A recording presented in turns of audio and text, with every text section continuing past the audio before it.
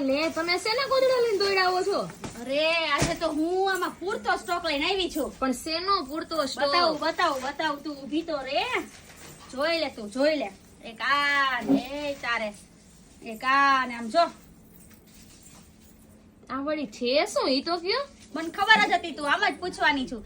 તું છે ને મેં તને યાદ હોય તો મેં થોડાક દિવસ પહેલા એક રીલ બનાવી હતી. આ મેં છે ને પોટલી બનાવી છે શ્રીમતની અને ખણખોરાની બેયમાં યુઝ થાય ને એ રીતના આપણે આ પોટલી બનાવી છે. ગયા વખતે છે ને મેં રેડમાં બનાવી હતી તો કસ્ટમરનો છે ને બહુ જ રિસ્પોન્સ સારો મળ્યો.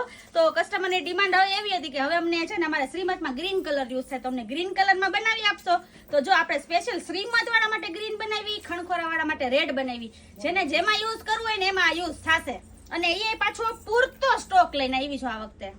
એ વાત તો સાચી પણ આમાં કરવાનું શું હોય એ તો કયો? અરે લે જો તને સમજાવું. જો આ પોટલી બનાવી છે આખી રેડી જો આવી રીતના. હવે છે ને આને છે ને આવી રીતના આમ ઓપન કરવાનું જો. અને પૂરતું આમાં સમાઈ જશે. શ્રીફળ સમાડવાનું હોય, મગ સમાડવાના હોય, ચોખા સમાડવાના હોય, ઈ બધું જ આમાં સમાઈ જશે.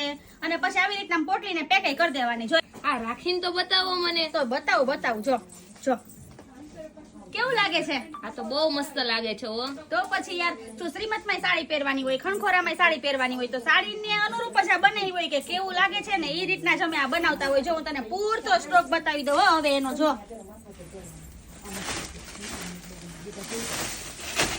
તો બહુ બધા આપણે પીસ રેડમાંય બનાવ્યા છે, ગ્રીનમાંય બનાવ્યા છે. તો બધા કસ્ટમર વહેલી તકે અક્ષર આર્ટમાં પહોંચી જાજો.